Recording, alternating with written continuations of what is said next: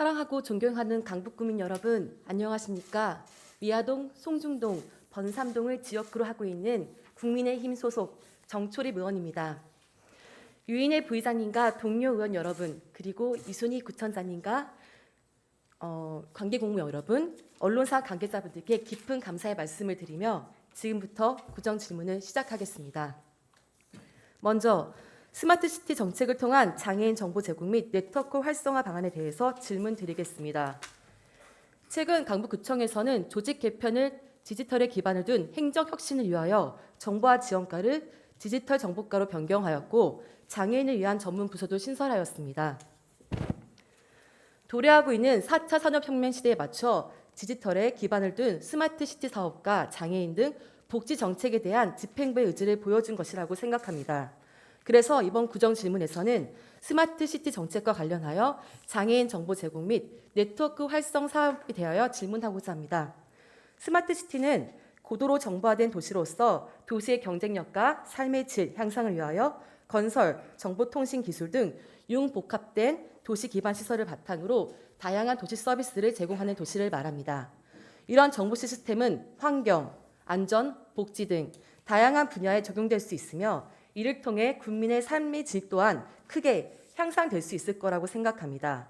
스마트시티와 관련된 강북구청의 대표적인 정책으로는 인공지능 로봇을 활용한 어르신 돌봄 서비스와 작년에 서울시 공모사업에 선정되어 추진하는 안전하고 스마트한 보행 환경 개선 사업이 있는 것으로 알고 있습니다.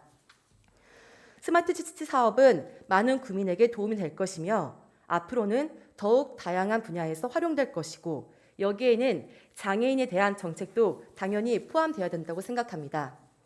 본 의원이 말씀드리고자 하는 장애인 정보 제공 및 네트워크 활성화 역시 스마트시티 사업의 중요한 분야 중 하나입니다. 스마트시티에서는 장애인들이 생활하는 데 필요한 정보를 쉽고 빠르게 얻을 수 있도록 다양한 정보 시스템 구축이 가능하다고 생각합니다.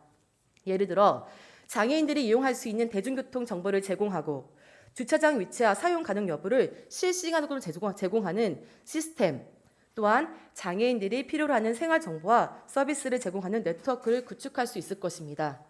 이러한 네트워크는 장애인들의 사회 참여와 편의성을 높여줄 뿐만 아니라 의견과 요구사항을 수집하여 보다 나은 서비스를 제공할 수 있을 것입니다. 스마트시티 사업과 연계한 장애인 정보 제공 및 네트워크 활성화 사업은 본 의원이 261회 임시회 대표 발의한 장애인 의사소통 권리 증진 조례에서 규정하고 있는 장애인 의사소통 권리 증진 및 네트워크 기반 구축 사업과도 개를 같이 한다고 생각합니다. 스마트시티 사업은 장애인의 삶의 질 향상에 중요한 역할을 할 것으로 기대되며 의견 수렴 및 필요에 부합하는 정보 시스템과 서비스를 제공할 수 있도록 지속적인 노력이 필요합니다. 장애인의 필요에 맞는 스마트시티 정책 발굴 및 사업 시행에 대한 집행부의 방안과 향후 계획은 무엇인지 답변해 주시기를 바랍니다. 이어서 골목 상권 활성화에 대하여 질문드리겠습니다. 우리 지역의 골목 상권이 활성화된다는 것은 지역에 활기가 넘치고 또 방문하고 싶은 장소가 된다는 뜻이며 이는 지역 경제 선순환을 위한 필수적인 요소입니다. 이처럼 중요한 골목 상권 활성화를 위해 과거에도 강북구청에서는 특화거리 조성, 강북사랑 상품권 발행, 간판 교체 사업 등 다양한 정책과 많은 예산을 투입하였습니다. 하지만 이를 통해 이룬 것은 무엇이 있을까요? 시대가 변해가고 있으며 그 속도는 더더욱 빨라지고 있습니다. 한 시대를 풍미했던 상권들이 저물어 가기도 하고 새로운 상권들이 활성화되기도 합니다. 우리 강북구는 저물어가는 상권을 보호하기 위해 그리고 새로운 상권을 활성화하기 위하여 현재 어떠한 노력을 하고 있습니까? 과거와 같은 정책들을 반복하고 타 지자체의 사업을 모방하는 데 그친다면 강북구만의 특색 있는 로컬 브랜드를 만드는 데 어려움이 있을 것입니다.